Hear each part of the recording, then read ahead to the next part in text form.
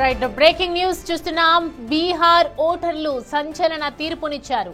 అది అలాంటిది ఇలాంటిది కాదు, ప్రత్యర్థుల దిమ్మ తిరిగిపోయేలా తమ అభిప్రాయాన్ని ఓటు రూపంలో వెల్లడించారు. ఫలితంగా ఎన్డీఏ కూటమి మరోసారి అధికారాన్ని చేపట్టబోతోంది.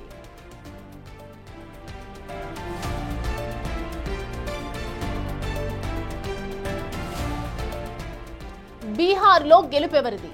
మరోసారి ఎన్డీఏ కూటమి సత్తా చాటుతుందా, లేదంటే మహాగఠ్ బంధన్ విజయాన్ని సాధిస్తుందా? ఇలా అనేక సందేహాలకు తమ ఓటుతో ఫుల్ స్టాప్ పెట్టేశారు ఓటర్స్.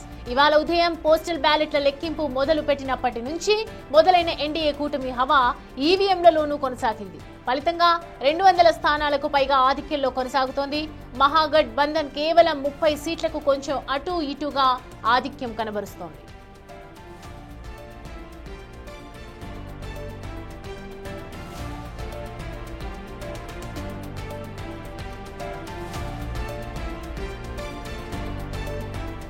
నితీష్ మోడీ జోడీ వైపు మొగ్గు చూపారు బీహార్ ఓటర్లు.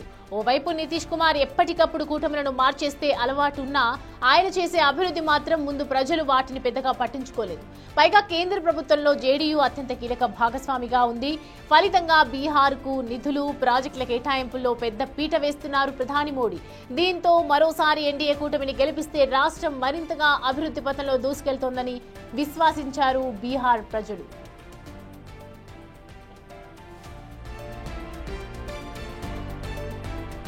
ఇక మహాగఠ్ బంధన్ మాత్రం ఏ దశలోనూ ప్రజల నమ్మకాన్ని చురగొనలేకపోయింది. కేవలం జేడీయూ, బీజేపీపై పసలేని విమర్శలు చేయడం మినహా మరేమీ చేయలేని పరిస్థితి. పోనీ అవినీతి ఆరోపణలు చేద్దామంటే వారికి ఏ మాత్రం అవకాశం ఇవ్వకుండా చూసుకున్నారు సీఎంగా ఉన్న నితీష్ కుమార్.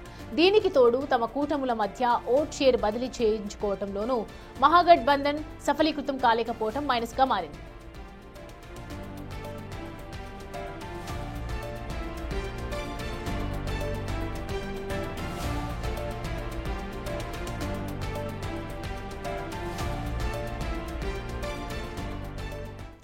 రైట్, ఈ అంశానికి సంబంధించి పూర్తి డీటెయిల్స్ అందించడానికి మా ప్రతినిధి శివ మనకి జాయిన్ అవుతున్నారు లైవ్ లో. శివ, ఎన్డీఏ గెలుపుతో ఒకవైపు ఎన్డీఏ నేతలు ఏమంటున్నారు? పూర్తిగా ఒకవైపు ఎప్పటి నుంచో కూడా మేమే గెలుస్తామని ధీమా వ్యక్తం చేసినటువంటి నేపథ్యంలో ఇప్పుడు ఎలా ఉంది ప్రస్తుతం అక్కడ సిచ్యువేషన్? బీహార్ అసెంబ్లీ ఎన్నికల ఫలితాలు చూస్తే ఎన్డీఏ కూటమి భారీ ఆధిక్యం దిశగా దూసుకుపోతుంది. 203 స్థానాల్లో ఎన్డీఏ కూటమి, ఇందులో బీజేపీ, జేడీయూ, ఇటు చిరాగ్ పాస్వాన్ సంబంధించిన ఎల్జేపీ, ఈ 3 పార్టీలు, ఇతర హిందుస్థాన్ అవామ్ మోర్చా మొత్తం కలిపి 203 స్థానాలు ఆధిక్యంలో కొనసాగుతున్నాయి. కేవలం ఇక్కడ విపక్ష కూటమి ఏదైతుందో ప్రతిపక్ష హోదా కూడా దక్కుతుందా లేదా అనేది ప్రధానంగా అక్కడ దోబూచులాడుతుంది. ఆర్జేడీ పార్టీకి సంబంధించి ఆర్జేడీ ఇటు మహాగఠబంధన్ కూటమికి సంబంధించిన ముఖ్యమంత్రి అభ్యర్థి లాస్ట్ వరకు కూడా గెలుస్తారా లేదా అనేది కూడా వెనుకంజలో ఉన్నారు. లాస్ట్ 3-4 రౌండ్స్లో మాత్రమే భారీ ఆధిక్యంగా ఆయన విజయం సాధించారు. అంటే 18,000 ఓట్లతో సమీప ప్రత్యర్థి మీద ఆధిక్యం సాధించి విజయం సాధించారు. 119,780 ఓట్లు తేజస్వి యాదవ్కు పోలయ్యాయి. కానీ తేజస్వి యాదవ్ కూడా గెలుస్తాడా లేదా అనేది కూడా తీవ్ర ఉత్కంఠ నెలకొంది. ఫైనల్గా తేజస్వి యాదవ్ విజయం సాధించారు. తేజస్వి యాదవ్ విజయం సాధించడంతో ప్రజెంట్ 25 స్థానాల వద్ద ఆర్జేడీ కొనసాగుతుంది. అంటే 243 స్థానాల్లో ప్రతిపక్ష హోదా ఉండాలంటే ఏ పార్టీకైనా కానీ 10% ఓట్లు అనేది 10% స్థానాలు అనేది అక్కడ ఉండాల్సి ఉంది. కానీ ఇప్పుడు ప్రజెంట్ ఎగ్జాక్ట్గా 25 స్థానాలు అంటే ప్రతిపక్ష హోదా వస్తుంది. ఇదే చివరి వరకు 25 స్థానాలు కంటిన్యూ అవుతాయా? మధ్యలో ఒక్క స్థానమైనా తగ్గినా కానీ అక్కడ ప్రతిపక్ష హోదా కోల్పోవాల్సిన పరిస్థితి ప్రజెంట్ ఆర్జేడీకి ఉంది. ఈ నేపథ్యంలోనే ఉత్కంఠ కొనసాగుతోంది. అంటే ప్రతిపక్ష హోదా దక్కకుండా ఇటు బీహార్ ప్రజలు ఎన్డీఏ కూటమికి పట్టం కట్టారనేది ప్రధానంగా దీన్ని బట్టి అర్థమవుతుంది. దీనికి ప్రధానంగా నిమో మేనియా, అంటే మొన్నటి వరకు కూడా అందరూ దేశవ్యాప్తంగా నరేంద్ర మోడీ నమో మేనియా అనేది ప్రధానంగా దేశవ్యాప్తంగా కొనసాగిందని చెప్పారు. ఇప్పుడు నిమో అంటే నితీష్ మోడీ మేనియా బీహార్లో పనిచేసింది. సుడిగాలి పర్యటన కేంద్ర ప్రభుత్వం చేసింది. ఇటు ప్రధాని నరేంద్ర మోడీ కానీ ఇటు కేంద్ర మంత్రులు అందరూ కూడా బీహార్లో బైఠాయించి విజయం కోసం తీవ్రంగా కృషి చేశారు. బీజేపీ పాలిత రాష్ట్రాల ముఖ్యమంత్రులందరూ కూడా బీజేపీలో ఇటు బీహార్లో వారు ఎన్నికల ప్రచారం నిర్వహించారు. ఇక ఎగ్జాక్ట్గా ఎన్నికల నోటిఫికేషన్కు 4 నెలల ముందు నితీష్ కుమార్ మహిళలకు 10,000 రూపాయలు అనేది ఆయన ప్రకటించారు. అందరి అకౌంట్లలో 10,000 రూపాయలు అకౌంట్లలో జమ చేశారు. అది ప్రధానంగా ఈ ఎన్నికలకు బాగా పనిచేసింది అనేది కూడా ఇప్పుడు వచ్చిన ఫలితాలను బట్టి అర్థమవుతుంటే 1,42,00,000 మంది వరకు కూడా అంటే మనిషికి 10,000 చొప్పున మహిళలకు 12,000 కోట్లకు పైగా ఖర్చు చేశారు.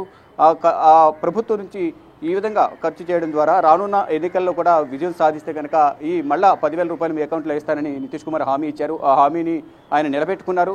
ఇటు ప్రజలు కూడా ఫలితాన్ని అంటే ఈ డబ్బులు 10,000 రూపాయలు జమ చేసిన తర్వాత ఇటు నితీష్ కుమార్కు మహిళలు పెద్దపీట వేశారనేది కూడా ప్రధానంగా వచ్చిన స్థానాలను బట్టి అర్థమవుతోంది. ఇక్కడ స్ట్రైక్ రేట్ కూడా చూసుకుంటే కనుక ఎన్డీఏ కూటమికి సంబంధించి భారీగా ఓట్లు పడ్డాయి.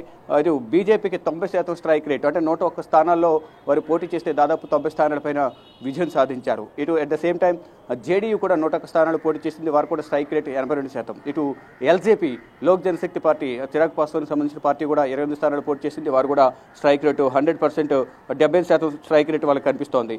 హిందుస్థాన్ అవామ్ మోర్చా కేంద్ర మంత్రి జితిన్ రామ్ మాంజీ మాజీ బీహార్ ముఖ్యమంత్రి కూడా ఆయన బీహార్కు ముఖ్యమంత్రి కూడా చేశారు. ఆయన పార్టీ కూడా 6 స్థానాలు తీసుకుంటే 6 స్థానాల్లో విజయం సాధించింది. మొత్తంగా ఈ కూటమి అభ్యర్థులు ఎన్డీఏ కూటమికి సంబంధించిన అభ్యర్థులందరూ కూడా పోటీలో వారి యొక్క ప్రతిభను వారు కనబరిచారు. అంటే వారి పర్ఫార్మెన్స్ను ఎన్నికల ప్రచారంలో భారీగా పాల్గొని ఎన్నికల ప్రచారం నిర్వహించారు. ప్రజలు కూడా వారికి పట్టం కట్టారు. దానికి ఫలితంగా 203 స్థానాలను ఎన్డీఏ కూటమి సాధించింది. ఇంకా ఒక హాఫ్ అన్ అవర్ 1 అవర్లో క్లియర్ కట్ ఇమేజ్ అనేది సెనారియో అనేది కూడా వచ్చే అవకాశం అయితే కనిపిస్తుంది. అంటే ఎన్ని స్థానాల్లో విజయం సాధించారు, ఎన్ని స్థానాలు వెనుకంజ ఉంచారు, ఎన్ని స్థానాలు ఎంత ఓటింగ్ పర్సెంటేజ్తో ఓడిపోయారనేది కూడా కేంద్ర ఎన్నికల సంఘం అధికారికంగా డీటెయిల్స్ అయితే అనౌన్స్ చేసే అవకాశం కనిపిస్తుంది. కానీ కాంగ్రెస్ కానీ ఇటు ఆర్జేడీ కానీ కొన్ని ప్రాంతాల్లో కొన్ని నియోజకవర్గాల్లో కేవలం 500, 1000, 2000 ఓట్లతోనే ఓడిపోయారనేది కూడా ప్రధానంగా తెలుస్తోంది. అయితే ఈ ఓట్ల చోరీ అంశం ఏమాత్రం కూడా ఫలితాన్ని ఇవ్వలేదు. ఇటు కేంద్ర ప్రభుత్వం బీజేపీ ఇద్దరు కలిసి కూడా రాష్ట్రంలో ఓట్లను చోరీ చేసి అధికార పార్టీకి మేలు చేయాలని చూస్తున్నారనేది కూడా విపక్ష పార్టీలు ఇటు ర్యాలీ నిర్వహించాయి. పార్లమెంట్ వేదికగా కూడా వాయిదా తీర్మానాలు ఇచ్చాయి. ఎక్కడ కూడా ఇటు ప్రచారాన్ని కూడా ప్రజలకు ప్రచారంగా తీసుకుని వెళ్లారు, ర్యాలీ నిర్వహించారు, యాత్ర చేపట్టారు. కానీ అది ఎక్కడ కూడా అనుకున్న ఫలితాలను ఇవ్వలేదు అనేది కూడా ఇప్పుడు ప్రజలు ఇచ్చిన తీర్పును బట్టి అర్థమవుతుంది. అంటే బీహార్ చరిత్రలోని ఇంత పెద్ద మొత్తంలో భారీగా అంటే 200 మార్కును దాటి అధికార పార్టీకి మళ్ళా అధికారం కట్టబెట్టడం అనేది ఇదే తొలిసారిగా కూడా మనకు అర్థమవుతుంది. అంటే 200 స్థానాలు దాటి 203 స్థానాలు, ఇటు 203 స్థానాలు ఎన్డీఏ కూటమి, అలాగే 33 స్థానాలు 33 నుంచి 34 స్థానాలు మహాగఠబంధన్, మరో 6 స్థానాలు ఇతరులకు సంబంధించి 6 స్థానాలు, మొత్తం 243 స్థానాలు పోటీ చేస్తే దాంట్లో మరి 33, 34 స్థానాలకు మాత్రమే మహాగఠబంధన్ పరిమితమైంది. దాంట్లో ప్రతిపక్ష హోదా కూడా దక్కుతుందా లేదా అనే కొంత ఉత్కంఠ అయితే కొనసాగుతుంది. దాంట్లో కాంగ్రెస్ పార్టీ 5, 6 స్థానాల్లోపే పరిమిత అయ్యే విధంగా కూడా కనిపిస్తోంది. ఇటు ఆర్జేడీ మాత్రం ప్రెసిడెంట్ చూసుకుంటే 25 స్థానాలు, ఎగ్జాక్ట్గా 25 స్థానాలు. ప్రతిపక్ష హోదా కావాలంటే 25 స్థానాలు కావాలి. ఆ 25 స్థానాల వద్దే వారు స్టాండర్డ్గా ఉన్నారు. కానీ ఒక్క స్థానం తగ్గిన ప్రతిపక్ష హోదా కోల్పోతారా అనే సంశయం కూడా, కొంత అనుమానం కూడా వ్యక్తమవుతూ ఉంది. కానీ ఫైనల్గా కేంద్ర ఎన్నికల సంఘం ఫలితాలను ప్రకటించిన దాన్ని బట్టి అక్కడ తెలిసే అవకాశం అయితే కనిపిస్తోంది. ఇక తేజస్వి యాదవ్ లాస్ట్ వరకు కూడా తేజస్వి యాదవ్ వెనుకంజలో ఉన్నారు. మొదట 3000, తర్వాత 9000 అలా వెనుకంజలో ఉంటూ వస్తూ తేజస్వి యాదవ్నే ఓడిపోతారా, అసలు ప్రతిపక్ష హోదా కూడా వస్తుందా లేదా, తేజస్వి యాదవ్ ఓడిపోతే పార్టీ పరిస్థితి ఏంటి అనే అనేక అనుమానాలు, అనేక ప్రశ్నలు ఆర్జేడీ నేతల్లోని కూటమి నేతలను ఇటు లాలూ ఫ్యామిలీలు కూడా ఈ ప్రశ్నలన్నీ కూడా పునరావృతం అవుతూ ఉన్నాయి. కానీ ఫైనల్గా ఎట్టకేలకు లాస్ట్ 3-4 రౌండ్స్లో తేజస్వి యాదవ్ 18,000 ఓట్ల మెజార్టీతో విజయం సాధించారు.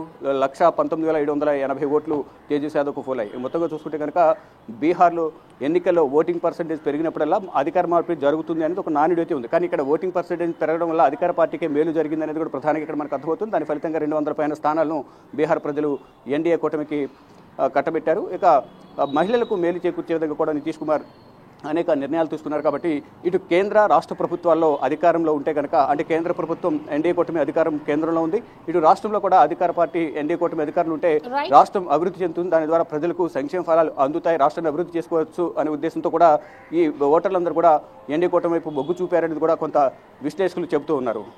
Right Shiva, thanks for the updates.